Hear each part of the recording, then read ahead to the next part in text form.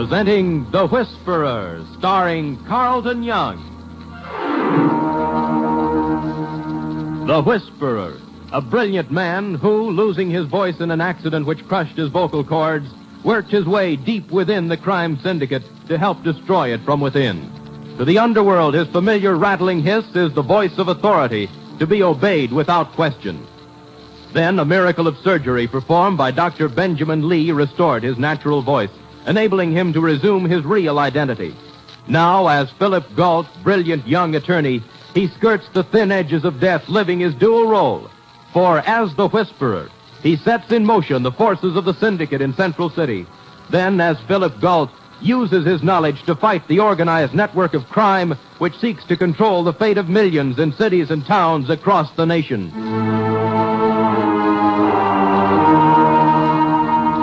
The only person besides Dr. Lee who knows the Whisperer's real identity is Dr. Lee's nurse, Ellen Norris. Now, on her day off, she listens as Philip Gault uses his Whisperer's voice to report back to the syndicate. Instructions given to Porter. Will report back when he completes his mission.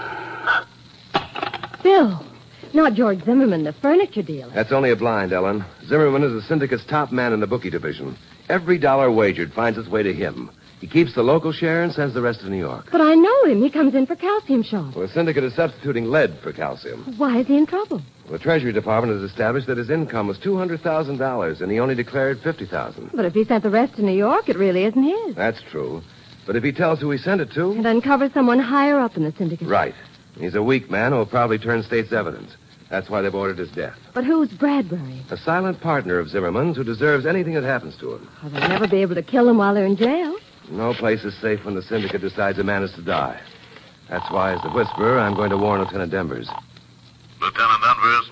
Double your guard on Bradbury and Zimmerman. Hey, who is it? Otherwise, they'll be killed. Oh, what kind of a trick is... Will he take your warning? Can't afford to take chances, but just to be sure, how would you like to run down to police headquarters in about an hour? I'll be ready. And I shall woe my trusty steed outside, and the fellow in the wrinkled suit and beneath the wilted chrysanthemum will be I.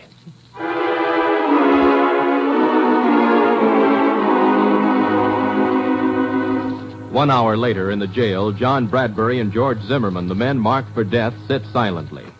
Then, as Lieutenant Denvers comes down between the cell tiers, Zimmerman crosses to the cell bars and calls softly. Lieutenant Denvers? Huh? Yes, Zimmerman. Look, I've been thinking this thing over. I'm not admitting anything, but suppose I had information of value to the government. I'm a police lieutenant. I don't make any deals. Well, frankly, I'm afraid if I take the rap, it means the loss of my reputation and the resulting shame to my family. Well, you should have thought of that sooner. If I turn state's evidence... You may wind up standing on the river bottom with your feet in a barrel of cement and the paddle wheels of a river steamer knocking your hat off. You'll be working under rain. All right. Take it easy. Take it easy, NCO. You'll be all right after you sleep it off. Who said next time try the train? Just stretch out on that bunk. Well, nighty-night. Remember, if you hear any strange noises, it'll be Gabriel blowing his horn. He's really got a snoot full. I wish I were that happy. Zimmerman, you're in a spot. No matter what you decide to do, I doubt if you'll ever be happy again.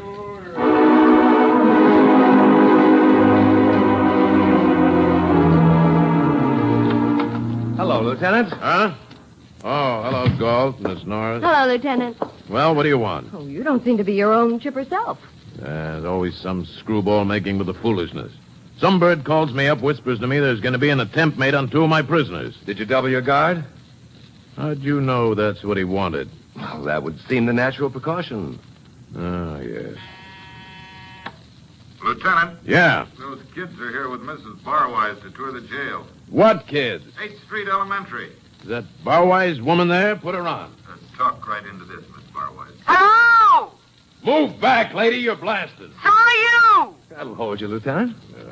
What's this all about? Last night over the radio, the mayor invited everyone to tour the municipal offices. My students have wanted to see a jail, so I brought All right, lady. All right. Sergeant? Yes, Lieutenant? Show 'em around. The work? The works. Wish that two-headed mayor had to Oh, what's the use? Lieutenant, I'd like to talk with George Zimmerman. What for? Well, after all, I'm a lawyer. All right, you can go, but she stays here. Oh, please let me go too, Lieutenant. I'll remove the submachine gun from my right stocking, the stiletto from my left, and the hand grenade. All right. Stop pulling my leg. They're up on the 5th floor. Wait 5 minutes, I'll take you up.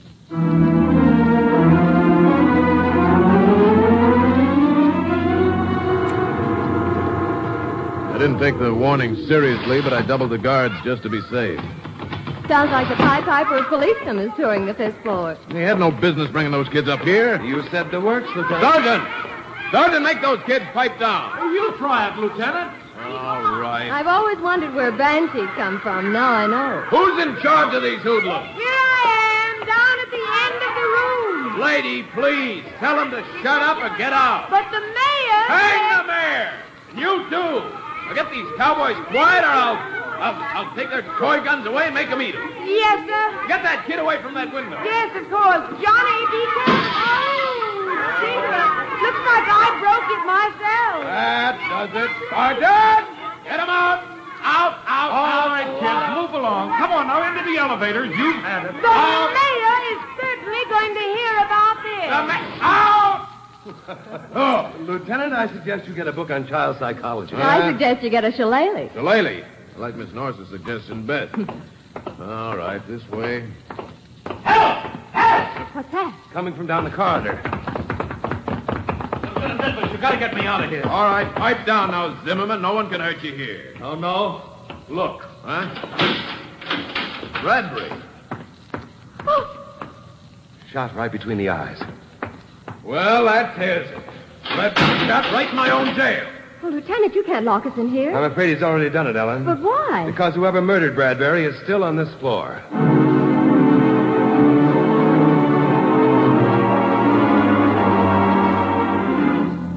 Phil, did Porter kill Bradbury? I'm sure of it. He used a gun with a silencer, which was covered with a noise made by the kids in the breaking window. But which one is Porter? I've never seen him. But when the lieutenant finds the gun, the man in the cell will be Porter. Oh, Zimmerman. Yeah. Tell me just what happened. Well, we were standing at the bars watching the kids. After they were gone, I turned around and he was dead. From this position, I'd say whoever shot him was across from this tier of cells. No, it couldn't be. There were just 2 burglar suspects and a drunk over there. Well, he can't get rid of the gun. Oh, he can't, huh? Well, he did. You didn't find it? We went over every cell, convict, and cranny with a fine-tooth comb and a mine detector. There are just 2 guns on this floor, mine and yours. All right, hand it over, Gault. Just a minute, Lieutenant. Hand it over, I said. Always happy to cooperate. Here. Now that you see it hasn't been fired, I'll just look at yours. Phil. I mean it. Denvers wouldn't be the first police officer with a blot on his conscience. Gault, I ought to bash your face. Stop Make it. a pass and I'll flatten you, Denvers. All right, here. Check my gun, then get out. If you ever make another crack like that, Gault, only one of us will walk away.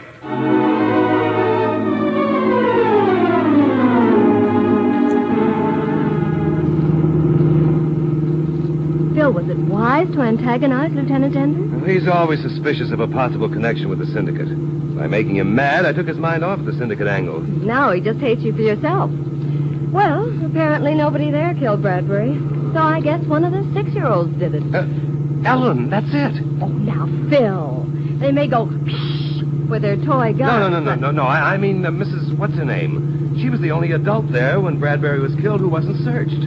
Denver sent her and the kids away before the body was discovered. A woman murderer? If all the men killed by women were alive today, Ellen, there'd be a big increase in the male population.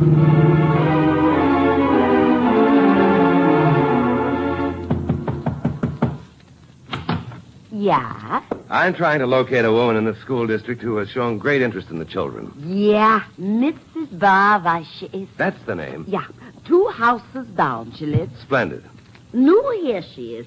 But so fine she is. Sure she is. Yeah, that too. May I use your phone? Yeah, right here on the wall. It is?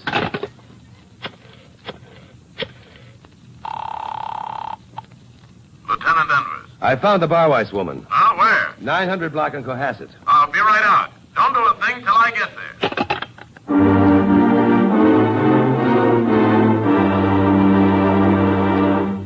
You are listening to The Whisperer, the story of Philip Gault, who skirts the thin edges of danger, living his dual role.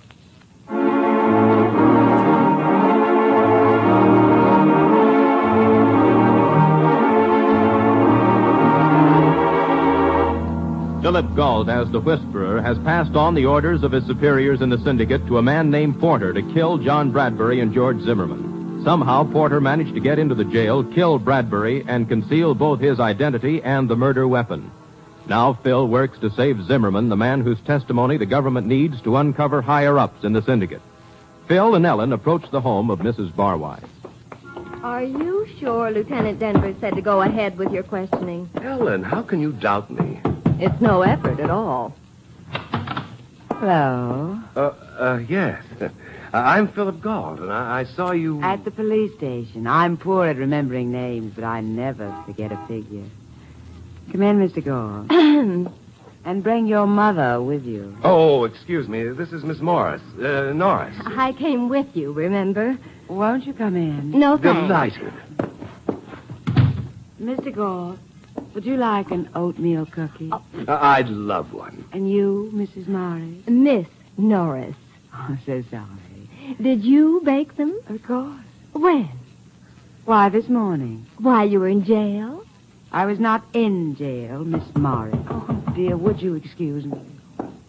That dame and oatmeal cookies go together like a minnow and a hungry shark. Ellen. Well, she's guilty. I can tell by her perfume. Barwise, I'm Lieutenant Denver. Man was killed this morning while you were at the jail. And you wonder if I killed him. Is that why you came, Mr. Gault? Well, you see, Would you mind coming down to headquarters? No, not at all. Mrs. Morris can ride back with you, Lieutenant, and I'll ride with Mr. Gault. Now, just a minute, And when they find me not guilty, you, Mr. Gault, may bring me back home and tell me how sorry you are.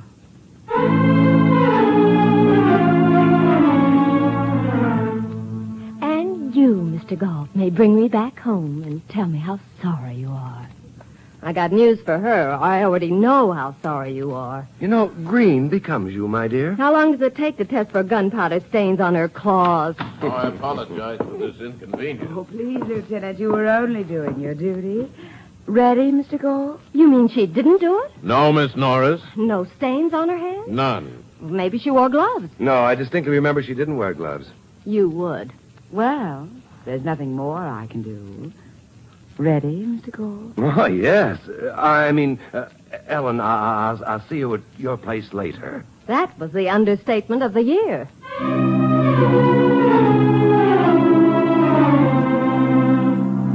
Half an hour later, Philip Gault lets Mrs. Barwise out in front of her home, drives to a variety store, makes a purchase, and tucking it in his belt, stops in front of Ellen's apartment, then goes in. Ellen. Well, it certainly took you long enough to deliver that man-eating blonde. Well, I hurried as fast as she'd let me. Well, wipe the oatmeal cookie crumbs off your chin and tell me what she said. Ellen, I won't stand for that kind of talk. Huh? The syndicate has found out about you. Oh, you're joking. They've ordered me to kill you. Phil! Get ready to die. Put down that gun. Goodbye, Ellen. Oh, a cat pistol. Phil got out to throw something at you. I will throw something at you. No. Hey. My bed slammed, but it was worth it. Now, what's this all about? Holy smoke. If you can calm down for just a minute. At first, the idea was too fantastic, but now I don't know. You thought this gun was real. Well, it looks exactly like a real one. Well, if that's true, then a real one would look like a cat pistol. Especially if a 6-year-old child was wearing it in his holster. That's fantastic. Not if what I think is true is true. Operator, give me New York, circle 1798. Have you completely lost your mind? I'll know in a minute.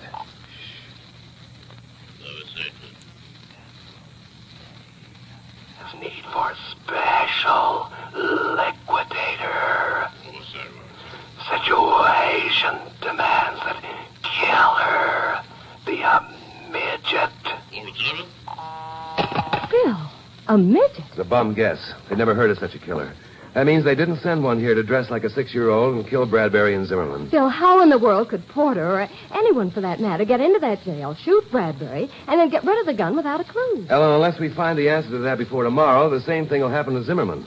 But who's Porter? Well, he can't be you, myself, Lieutenant Danvers, Mrs. Barwise, or Zimmerman. But he could be one of those 3 men in the cells across from Zimmerman. Even that seems impossible.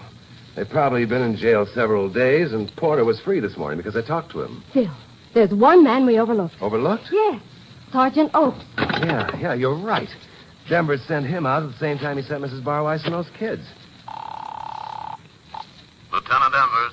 Lieutenant, did you check Sergeant Oakes' gun? Sergeant Oakes? Why, I've known him for 15 I know, years. but why not make the tests and be sure? Gault, you're as crazy as a March hare. But all right, I'll do it. Thank you. I'm coming down to headquarters, Lieutenant. I want to be there when the report comes in.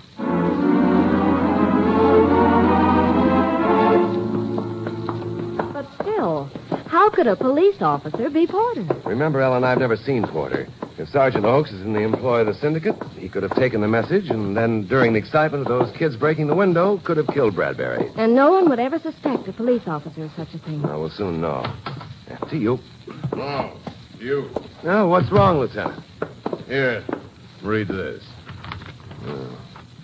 Results of paraffin test for parlor stains, Sergeant J.P. Oakes. Definite traces on right thumb and foot. Oh, Phil. Gault, I've never been hit this hard. I would have staked my life on that man. What was his explanation? That he got him on the pistol range. Isn't that possible? No, I couldn't take a chance, so I suspended him, put him under temporary detention, and sent his gun to ballistics for a check against the murder slug we recovered from Bradbury's cell. Well, how soon will the report... Yeah? You did? Proves it, huh? All right, thanks. Tests prove he did it? No. Happy to say they prove he did not. Well, then who could have done it? Until now, I've never believed in gremlins. But now, no, I'm not so sure.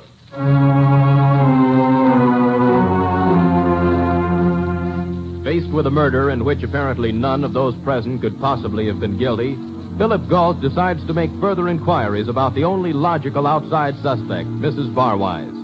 Back in the 8th Elementary School District, he knocks on a familiar door. Yeah? I'm back with more questions about the Barwise family. There is a Mr. Barwise, isn't there? Yeah. Such a happy man he is. Singing always he is. Have you seen him today? Yeah, only this morning I see. About what time? The 9:15 bus he caught. Why you not ask Mrs. Barwise? Well, I tried to, but no one answered my knock.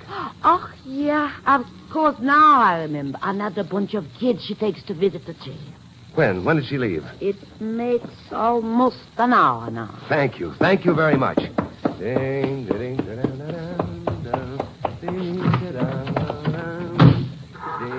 Well, what happened to you? Go in scowling and come out in a merry mood. I've been working on the railroad. I prefer Gordon McRae. Oh, Ellen, my dear, it all just fell into place. Now, if we hurry, I think we can deliver Lieutenant Danvers one murderer, caught, as I believe the expression is, red-handed.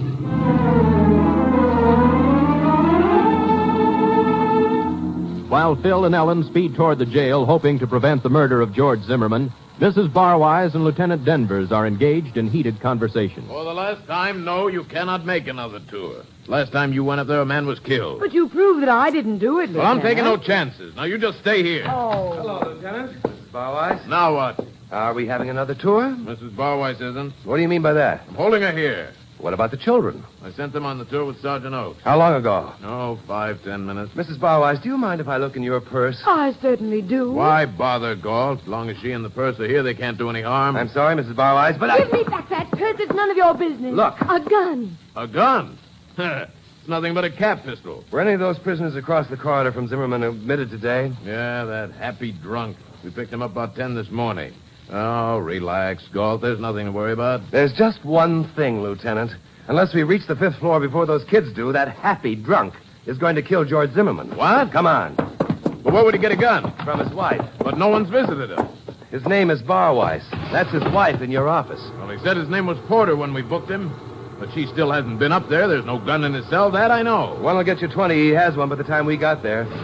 You mean he shot Bradbury? Yes, and Zimmerman's next. Hey, there's Porter at the cell door. He has a gun. Porter! Porter, drop that gun. I let him have it! Good shooting, Gault. Sergeant Oakes, get those kids out of here. Wait.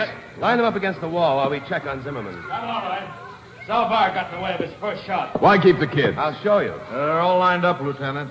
More or less. Good. Now, 6 cowboys in the group wearing their toy guns. Oh, no. Oh, yes. This fella here has an empty holster. Look, Gault, give it to me easy. I still don't believe it. It's diabolically simple, Lieutenant. Barwise, or Porter, as he called himself, got picked up on a drunk charge, so he'd be put across from Bradbury and Zimmerman. His wife brought the kids, and during the tour, removed a toy gun from this little fellow's holster and substituted a real one. It was so obvious, no one would think of checking each kid's holsters. And that's why we found a cat pistol in her handbag? Yes.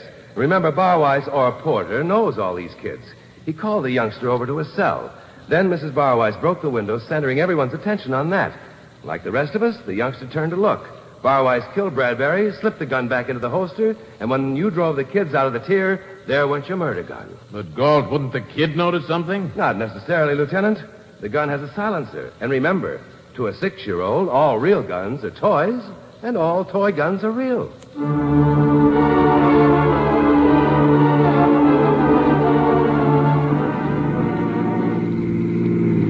And that's how they did it, Ellen. It took clever people to think up such a plot. Now, this syndicate pays well for brains. But now Zimmerman will testify, and one more link of the syndicate will be exposed. And that's good, too. For if you break enough small links, someday the entire chain becomes useless. All of which leaves me consumed with hunger. You owe me food. Well, as soon as I report to the syndicate, you shall have it. Oatmeal cookies. But not baked by Mrs. Barwise. Where she's going, they'd scorch. Central City reporting. Porter bungled job and was killed. Impossible to prevent Zimmerman's testimony. For new instructions, I will call Chicago at midnight. The Whisperer.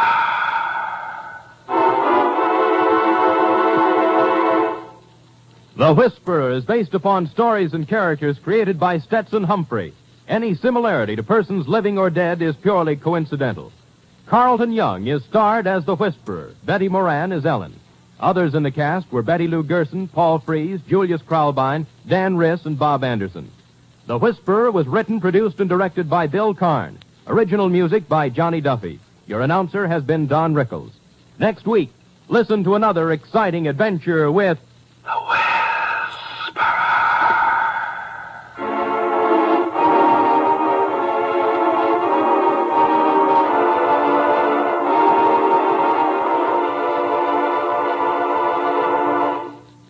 Flood victims in Kansas, Missouri, Oklahoma, and Illinois need your help. The President of the United States has asked us, the American people, to contribute $5 million through our local chapters of the American Red Cross for the relief of these citizens' needs are staggering.